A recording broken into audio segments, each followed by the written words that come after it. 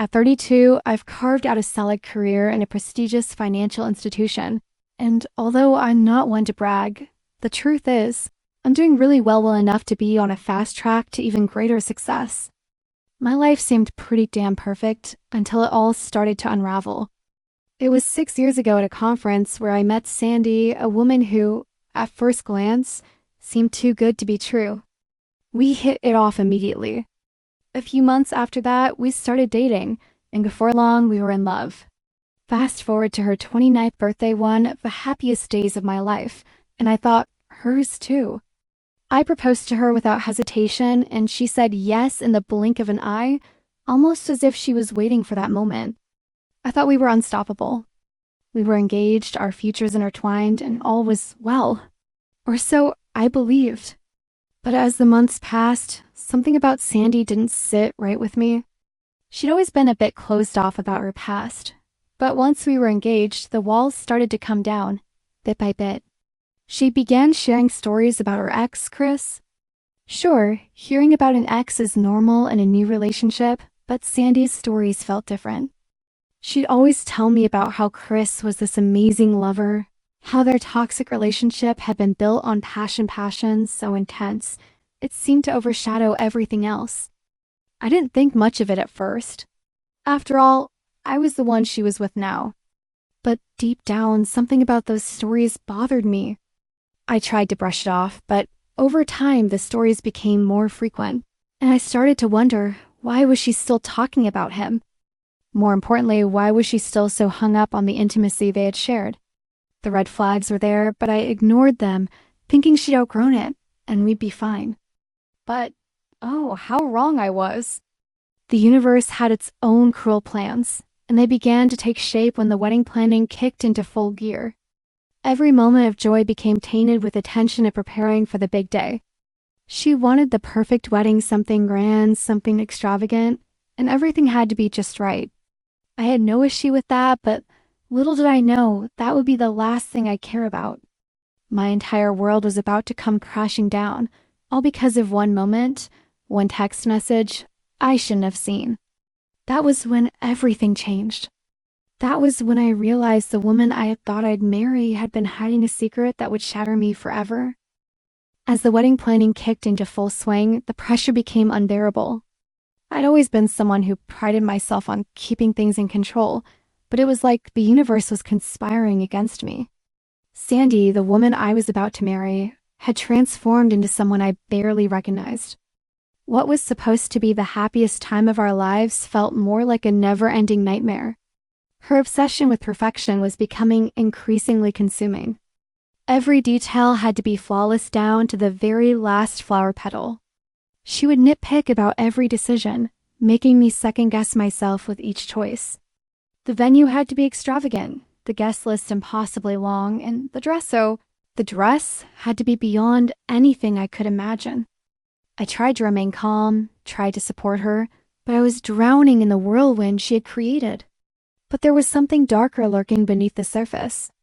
As we worked on finalizing the wedding plans, something in Sandy's demeanor changed.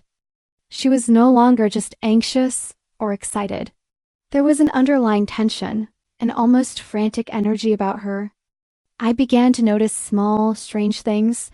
The way her phone was constantly glued to her hand, the secretive glances she would cast when I walked into the room, the way she would go silent when I asked simple questions about the plans. Then came the night that shattered everything. It started innocently enough. Sandy had left her phone on the kitchen counter while she went to take a shower. I should have just minded my own business, but a part of me couldn't ignore the nagging feeling in the pit of my stomach. Curiosity got the best of me, and I picked up her phone. That's when I saw it. A text message from Chris. The same ex she never stopped talking about. My hands shook as I read the words on the screen. The message was a simple one, but the implications were devastating. I can't wait to see you tonight. I've missed you so much. I could feel my heart drop into my stomach as I read it over and over, each time making it harder to breathe. Was this a joke? A misunderstanding? No. I knew better than to deceive myself any longer. Sandy had been hiding something that cut deeper than I could have ever imagined. I felt a rush of anger, betrayal, and disbelief flood through me. I threw the phone down, feeling the weight of what I had just discovered crushing me. My mind raced with questions. Was I being deceived all along? Had this wedding been a lie? Sandy had been so consumed with the idea of perfection. But what about the truth? What was real anymore? As she stepped out of the shower, the calm, composed woman I once knew was gone, replaced by someone I didn't recognize. The tension in the room was thick, suffocating. I tried to find the words, but they escaped me. What could I possibly say? The dream wedding I had envisioned for so long had become the worst nightmare of my life. I was living in a fog of confusion and disbelief, my mind desperately trying to piece together what had happened. The phone, the messages, the deceit, it all came crashing down on me like a tidal wave, suffocating me. I couldn't escape the image of Sandy and Chris, the man from our past who I had always been told was just a friend. The realization that my fiancée, the woman I was about to marry, had been lying to me for months was a gut-wrenching blow I wasn't sure I could recover from. For days, I was consumed by a whirlwind of emotions, betrayal, rage, and heartbreak. I tried to push it all away, but every time I looked at her, I saw nothing but lies and secrets. The woman I thought I knew had disappeared, leaving only a hollow shell of someone I couldn't trust. Yet, I couldn't bring myself to confront her. I was paralyzed by fear of what the truth would mean, fear of what I would lose. But I had to know. I had to face it head on, no matter how painful it would be. So I started looking for more. I began snooping through her things, searching for any shred of evidence that could prove my suspicions. It felt like I was falling into a dark abyss, losing pieces of myself with every search, but I couldn't stop. I had to uncover the truth. And then it happened. While she was out meeting friends, I found her laptop hidden under the couch cushions.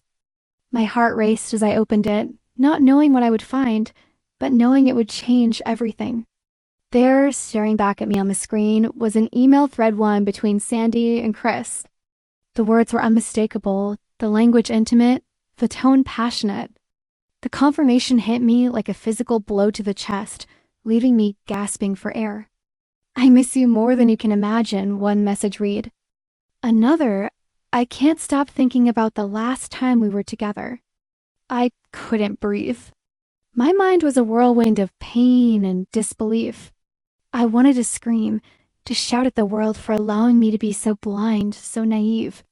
My gut had been right all along, but I had ignored it, desperate to hold on to the illusion of a perfect future. And now, in this moment, the shattered pieces of my life were all too real, staring back at me from the cold, lifeless screen. When Sandy returned, I was a ticking time bomb, unable to hide my fury or my heartache any longer. She walked in, oblivious to the storm that had been brewing in my chest, and as I slammed the laptop onto the table, the truth hung in the air like a heavy, suffocating fog. The silence between us was unbearable, a chasm of broken trust and shattered dreams. She had nowhere to run, nowhere to hide. The betrayal was exposed, and I knew in that moment that everything had changed forever. When Sandy returned home that evening, the atmosphere between us was thick with the tension that had been building for weeks. The moment the door clicked shut behind her, I knew it was time. No more holding back, no more pretending. I had spent so much time keeping my anger under wraps, letting it fester, waiting for the right moment to unleash it all. And now it was here. She looked at me, her face lit by the soft glow of the hallway light, unaware of the storm that was about to hit. I couldn't even bring myself to greet her. Instead, I stood there, my eyes burning with a fury that was barely contained, the words I'd been rehearsing in my mind finally ready to spill out. "You've got a lot of nerve," I began, my voice colder than I'd ever heard it before. Sandy's face froze, the expression of confusion quickly replaced by that same defensive smirk she always put on when she was about to lie her way out of something. "Do you really think I wouldn't find out?"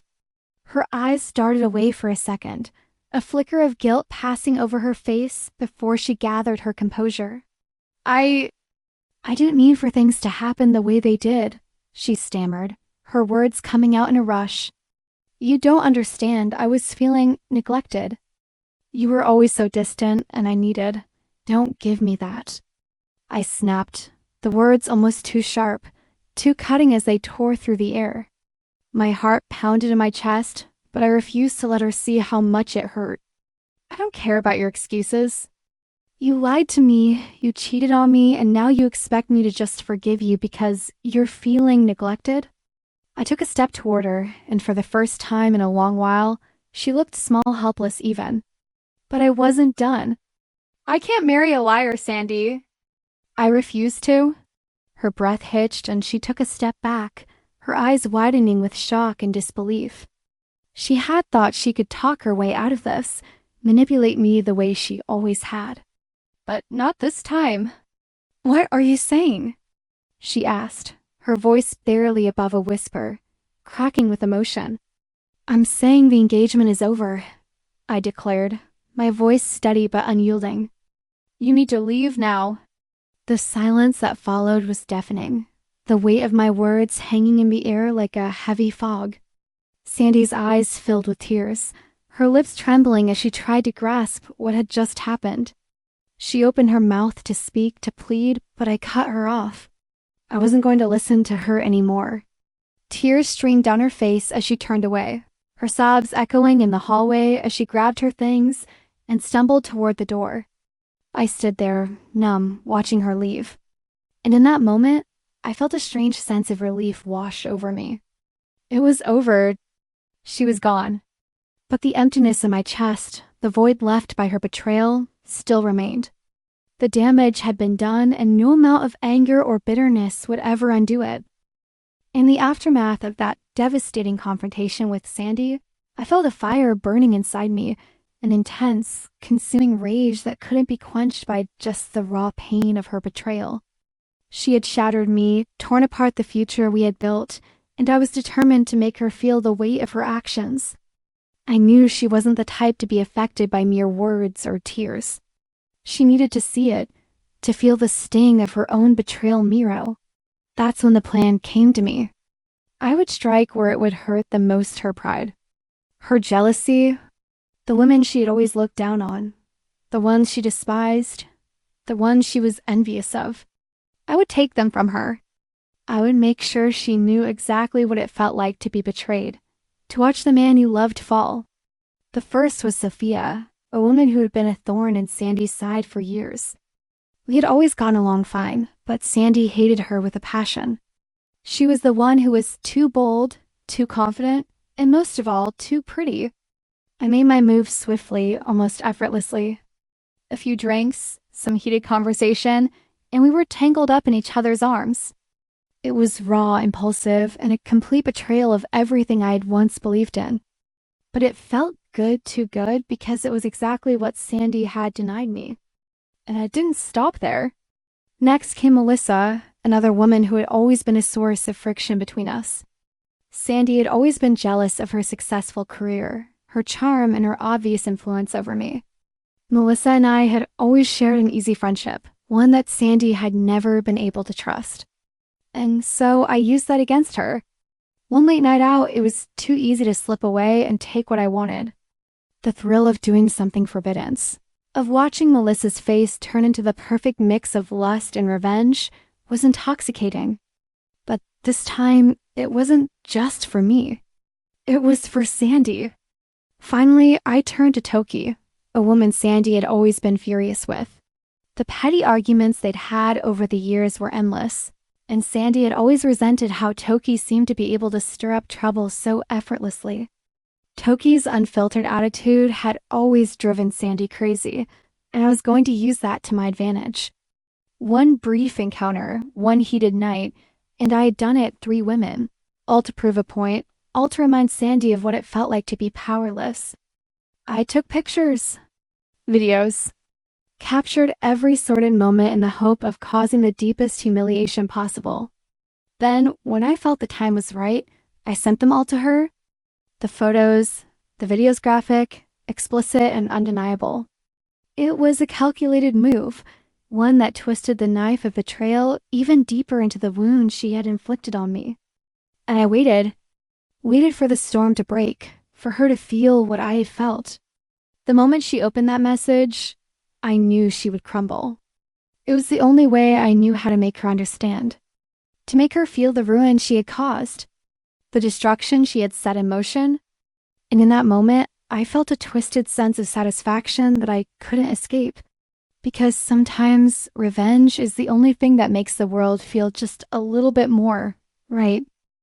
6 weeks had passed since I carried out my calculated plan, 6 long weeks of waiting, simmering in my own anger, watching from the sidelines as Sandy moved on with her life. But I hadn't forgotten. No, I'd been biding my time, savoring the satisfaction of knowing that when the moment finally came, I would strike with the full force of my betrayal. It was in a park, the same place where we had once spent lazy afternoons, that I finally faced her again. Sandy had no idea what was coming. Her face still held that touch of arrogance, that same smugness she had worn when everything had been perfect in her eyes. She approached me almost casually, as if time had healed everything, as if everything were fine again. I had to hold myself back from laughing. She had no clue. As we exchanged a few words, the tension hanging between us palpable, I could feel the weight of the moment growing heavier. The phone in my hand felt like a burning weight, its contents simmering, ready to erupt. I met her gaze, and for a split second, I saw that fleeting glimmer of vulnerability in her eyes. She had no idea what I was about to unleash. With a calmness that felt foreign, I opened my phone and tapped the screen, sending the photos and videos, those intimate, humiliating images, straight to her inbox. The images of me tangled in the sheets with the women she had always despised. The cruel, explicit videos of our moments together. I watched as her eyes widened, her hand trembling as she stared at the screen. For a brief moment, she seemed frozen, as if the world around her had stopped. Then it all came crashing down. The anger in her eyes ignited like a wildfire. Her breath quickened, her face turning red, her body shaking with fury. She screamed, her voice a mixture of disbelief and rage, calling me a scumbag, a monster, a man devoid of any integrity. She sobbed uncontrollably, her tears mixing with the venomous words that flew from her lips. It was almost beautiful to watch, the way her perfect world began to crumble in an instant, as her betrayal was returned tenfold. But I didn't flinch. I didn't react. I remained calm, detached, watching her unravel in front of me. "You have no right to be angry," I said quietly, my voice laced with coldness. "This is what you did to me. You tore us apart, you shattered everything, and now you have to face the consequences. You're the one who set this in motion." My words hung in the air like a bitter truth, and I knew deep down that I was right. Her rage, her tears, they meant nothing now. Because in this game, I had won. The day I confronted Sandy was the day everything shattered beyond repair. When she walked through the door, I could see the tears in her eyes before she even spoke. She looked broken, her face pale, lips trembling as if the weight of the lies she had built up was finally coming crashing down on her.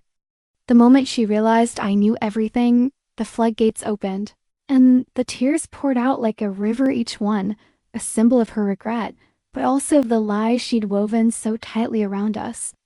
She tried to speak, tried to explain, but her words fell apart in her throat, a mixture of apologies and half-hearted justifications. But nothing she said could ever undo the damage. The trust we had once shared had disintegrated into dust, and there was no salvaging what was left. I looked at her unmoved, detached from the chaos of emotion that had once held me captive. She cried and begged, pleaded for me to understand, but all I could feel was the cold satisfaction of justice finally being served. I'd won? I finally forced her to see the truth, to confront the consequences of her actions. The revenge I had meticulously planned, the pain I had carefully calculated, every piece of it had come together in that moment, and it was almost like a bitter victory. As she stood there, broken and pleading, something inside of me snapped. I didn't want her apologies. I didn't want her pity. I wanted closure. I wanted to feel like I could move on from this twisted chapter of my life. I told her calmly that the engagement was over. I was done. I asked her to leave, and as she stumbled out of the house, Still sobbing, I felt the weight lift from my shoulders. That was the last time I heard from her. Since then, silence. In the weeks that followed, I couldn't help but reflect on everything that had led me here. The lies, the betrayal, and the overwhelming sense of disbelief I had felt when I first discovered the truth. But as time passed, I realized something important. Relationships aren't just about love. They're about trust. And when that trust is broken, everything else crumbles. I've learned my lesson the hard way, and I advise anyone in a relationship to stay vigilant. If something doesn't feel right, trust your instincts. Don't ignore the signs of cheating, no matter how small they may seem. Sometimes checking a partner's phone is necessary. It's not about invading privacy. It's about protecting your heart from the devastating betrayal that can tear everything apart.